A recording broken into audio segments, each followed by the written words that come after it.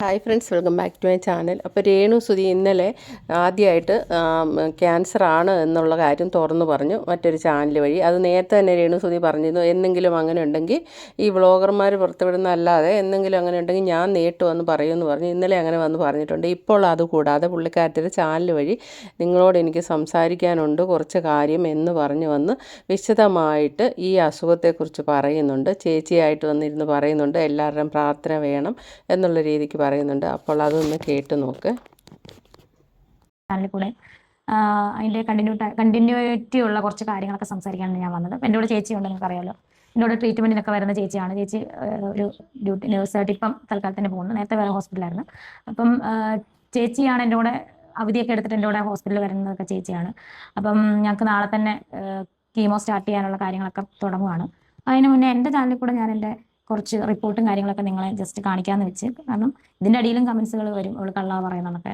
നമ്മൾ കള്ളം പറയേണ്ട കാര്യമില്ല. ഇതെന്ന് വെച്ചാൽ ഹോസ്പിറ്റലിലെ സ്കാനിങ്ങിൻ്റെയാണ്. അത് ജസ്റ്റ് ഞാൻ നിങ്ങളെ ഒന്ന് കാണിക്കാം. ഓക്കെ, സ്കാനിങ് റിപ്പോർട്ട്, അതുപോലെ എൻ്റെ എന്താ പറയുക, ഇതൊക്കെ മാമോഗ്രാം ഉണ്ട്. ഇത് മാമോഗ്രാം വിത്ത് MRI റിസൾട്ടും കാര്യങ്ങളാണ്.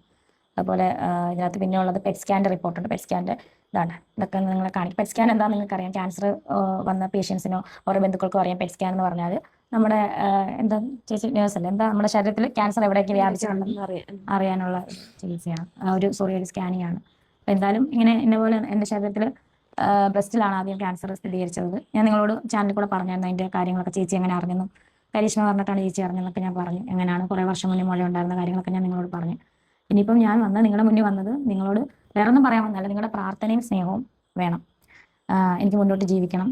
അപ്പം അതിന് വേണ്ടിയിട്ടാണ് ഞാൻ വന്നത്. എന്നെ ഒരുപാട് പേര്, എൻ്റെ കൂട്ടുകാരാണെങ്കിലും എൻ്റെ കരീഷ്മയാണെങ്കിലും എൻ്റെ ഫാമിലി ആണെങ്കിലും എൻ്റെ ചേച്ചിയാണെങ്കിലും എല്ലാവരും എനിക്ക് സപ്പോർട്ട് ചെയ്യുന്നുണ്ട്. എനിക്ക് ഒരുപാട് സന്തോഷമുണ്ട്. ഒരുപാട് പേരുടെ പേര് ഞാൻ പറയുന്നത്, ഒരുപാട് ആൾക്കാർ എന്നെ സപ്പോർട്ട് ചെയ്യുന്നവരുണ്ട്. അവരുടെയൊക്കെ പ്രാർത്ഥന ഉണ്ടെങ്കിൽ ഞാൻ വീണ്ടും മുന്നോട്ട് വരും എന്ന് തന്നെയാണ് എനിക്ക് വിശ്വാസം. പിന്നെ ഇപ്പോഴത്തെ സ്ഥിതി എന്ന് പറഞ്ഞാൽ ബ്രസ്റ്റ് ക്യാൻസറും അതുപോലെ അത് ലിംബ് നോഡുകളിലൊക്കെ ഇച്ചിരി അല്ലേ പടർന്ന് നമ്മുടെ കക്ഷത്തിലോട്ടും അതുപോലെ ഹാർട്ടിൻ്റെ മസിലിലോട്ടും അതുപോലെ ലങ്സിലോട്ടും ചെറുതായിട്ട് ഒന്ന് സ്പോട്ടായിട്ടുണ്ട് എന്നാണ് അറിഞ്ഞത്. അപ്പം നിങ്ങളോർക്കും ഞാനെന്ത് എന്താ ഇങ്ങനെ സംസാരിക്കും. സത്യമായിട്ട് ഞാൻ എൻ്റെ മനസ്സിലായ വേദന ഞാൻ സത്യം പറയട്ടെ. ഞാനത് കരഞ്ഞാൽ നിങ്ങൾ എന്നെ പോലെ കുറേ പേരൊക്കെ ഉണ്ട്, എന്നെ പോലെ വിഷമം അനുഭവിക്കുന്ന ഒരു അസുഖമായിട്ട്. അവർക്ക് ഞാൻ എന്നും എന്നെ ഒരു മാതൃക ആയിരിക്കണമെന്ന് ആഗ്രഹിക്കുന്ന ഒരു വ്യക്തിയാണ്. അപ്പം എനിക്ക് അവരോടൊന്നേ പറയാനുള്ളൂ, നമ്മുടെ ശരീരത്തിൽ എന്ത് അസുഖം വന്നാലും നമ്മൾ ഒരിക്കലും അസുഖം വന്ന് നമ്മൾ തളരരുത്. ഇപ്പം ഞാൻ നിൽക്കുന്നില്ല, അങ്ങനെ മുന്നോട്ട് പോകുക. പിന്നെ വേദനകളൊക്കെ കാണും. നമ്മളിപ്പോൾ കീമോ ഒക്കെ തുടങ്ങുമ്പോൾ ഡോക്ടർമാർ തന്നെ നമുക്ക് പറഞ്ഞത് വേണ്ട, നമ്മളൊന്ന് ഗൂഗിൾ സെർച്ച് ചെയ്താൽ മതി, നമുക്ക് ഒരുപാട് വിഷമങ്ങളും വേദനകളൊക്കെ വരേണ്ടി വരും. പക്ഷെ അതൊക്കെ നമ്മൾ അതിജീവിച്ച് മുന്നോട്ട് തന്നെ പോകണം. അപ്പം ഞാൻ നിൽക്കുന്നില്ല അതുപോലെ. അപ്പം നിങ്ങളുടെ എല്ലാവരുടെ പ്രാർത്ഥന ചോദിക്കുന്നു. അതുപോലെ ബാക്കി എന്താ പറയാനുള്ളത്, ഡോക്ടർമാരെന്താ പറഞ്ഞു ചേച്ചിയോട്? ഇപ്പം കീമോ സ്റ്റാർട്ട് ചെയ്യുകയാണ്. കീമോ സ്റ്റാർട്ട് ചെയ്ത് ഫസ്റ്റ് കീമോ ആഫ്റ്റർ സർജറി എന്നാണ് പറഞ്ഞേക്കുന്നത്. സർജറി ഉണ്ട്.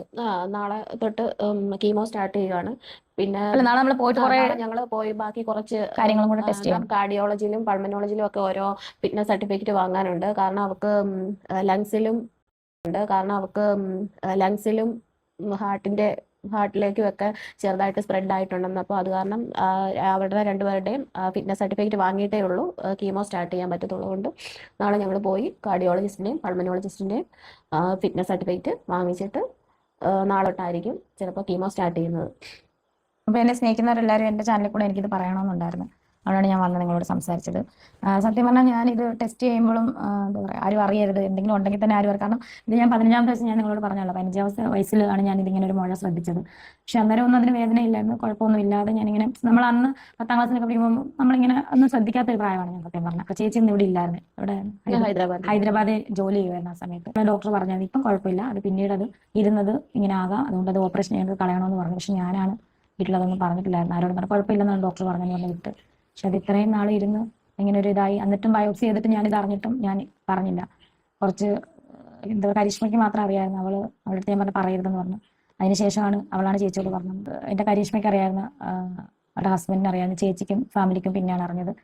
അവരോട് കരീഷ്മ പറയാം. കുറേ പേര് എനിക്ക് സപ്പോർട്ടായിട്ട് വന്നു. പിന്നെ എൻ്റെ കസിൻസ് എല്ലാം വിളിക്കുന്നുണ്ടായിരുന്നു. എൻ്റെ ഒരു കസിൻ ലിൻഡ വിളിക്കുന്നുണ്ടായിരുന്നു, സംസാരിക്കുള്ള നേഴ്സാണ്. അങ്ങനെ ഒത്തിരി പേര് എന്നെ കാണാനും വന്നു, എൻ്റെ കസിൻസൊക്കെ, അവരൊക്കെ അറിഞ്ഞായിരുന്നു. പക്ഷെ ഞാനിപ്പോൾ സോഷ്യൽ മീഡിയയിൽ കൂടെ ഞാൻ പറയാൻ കാരണം, എൻ്റെ മുടിയൊക്കെ ചിലപ്പം കീമോ ഒക്കെ എടുക്കുമ്പം നിങ്ങൾക്ക് അറിയാമല്ലോ, എന്തെങ്കിലുമൊക്കെ മുടിയൊക്കെ കൊഴിഞ്ഞ് വരുവാണെങ്കിൽ നിങ്ങളോടത് പറയേണ്ട ഒരു അവസ്ഥ വരും. അതുകൊണ്ടാണ് ഞാൻ പറഞ്ഞത്. അല്ലാതെ ഒന്നിനും നിങ്ങൾ നെഗറ്റീവ് ചിന്തിക്കരുത്. ഞാൻ വേറെ ഒന്നും കൊണ്ട് പറഞ്ഞതല്ല. എനിക്ക് നിങ്ങളുടെ പ്രാർത്ഥന വേണം, സ്നേഹം വേണം. സോ അതല്ലാതെ വേറൊന്നും ഞാൻ ആഗ്രഹിച്ച് പറഞ്ഞതല്ല. പിന്നെ ഞാൻ മുന്നോട്ട് തന്നെ ഇങ്ങനെ തന്നെ പോകണം. കീമോ സ്റ്റാർട്ട് ചെയ്തില്ല, ചെയ്യാൻ പോകുന്നതേ ഉള്ളൂ. നിങ്ങളുടെ പ്രാർത്ഥനയൊക്കെ വേണം. എന്നെ സ്നേഹിക്കുന്നവർക്കൊക്കെ വിഷമമാണെന്ന് എനിക്കറിയാം. പക്ഷേ നമുക്ക് മുന്നോട്ട് പോയല്ലേ പറ്റത്തുള്ളൂ. അസുഖം നമുക്ക് വരാം. ഞാനിതിന് മുന്നേ ഇത് അറിഞ്ഞിട്ട് പോലും ഞാൻ ഇതൊന്നും എടുത്ത് കളയാനൊന്നും ഒരുങ്ങിയില്ല. എങ്ങനെയും അതറിഞ്ഞിട്ട് ഞാൻ വീട്ടിൽ പറയാതിരുന്നത് ഇങ്ങനെ പോട്ടെ. കാരണം വീട്ടിൽ അറിഞ്ഞു കഴിഞ്ഞാൽ അവരെന്നെ ഷൂട്ടിനൊന്നും വിടത്തില്ല, കർക്കശമാക്കും. അതുകൊണ്ടാണ് ഇങ്ങനെ പോയത്. പക്ഷേ ഇപ്പം എല്ലാവരും അറിയേണ്ട സാഹചര്യം വന്നു. പക്ഷേ പെറ്റ് സ്കാൻ എടുത്തു കൊടുത്തു എന്നാണ് ലീക്കായത്. പക്ഷെ എന്നിട്ടും ഞാൻ സമ്മതിക്കാതെ ഞാൻ പറഞ്ഞു വേണം അറിയാൻ. അല്ലാതെ മറ്റൊരു വ്ളോഗർ, എന്നെ നെഗറ്റീവ് പറയുന്നൊരു വ്ളോഗർ പറഞ്ഞല്ല ഇതെൻ്റെ പ്രേക്ഷകർ അറിയേണ്ടത്.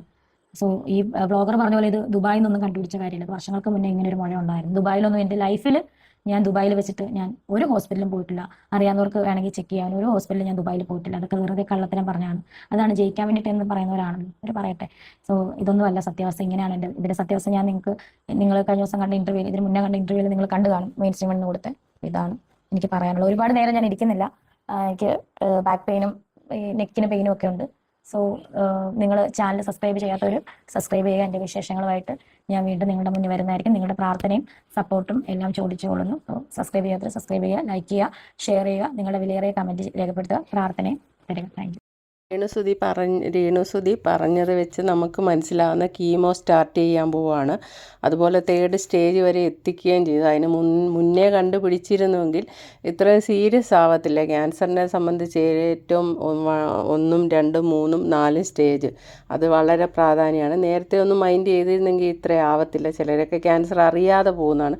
രേണുസുതി ഇത് 15ാമത്തെ വയസ്സിൽ ഒരു മുഴയായിട്ട് വന്നതാണ്. ഇടയ്ക്കിടയ്ക്കൊക്കെ ചെക്ക് ചെയ്തതിന് പ്രാധാന്യം കൊടുക്കണമായിരുന്നു. അത് ചെയ്തില്ല. വീട്ടിൽ പറയാതെ ചിലരങ്ങനെ അസുഖം വന്നാൽ ഒതുക്കി നടക്കുന്ന ഒരു സ്വഭാവക്കാർ. പക്ഷേ ഏതായാലും ഈ മറ്റുള്ള ആരെക്കാട്ടും വിൽ പവറുള്ള ഒരു വ്യക്തിയായിട്ടാണ് എനിക്ക് ഇത്രയും കാലം കൊണ്ട് മനസ്സിലായിരിക്കുന്നത് രേണുസുതിക്ക്.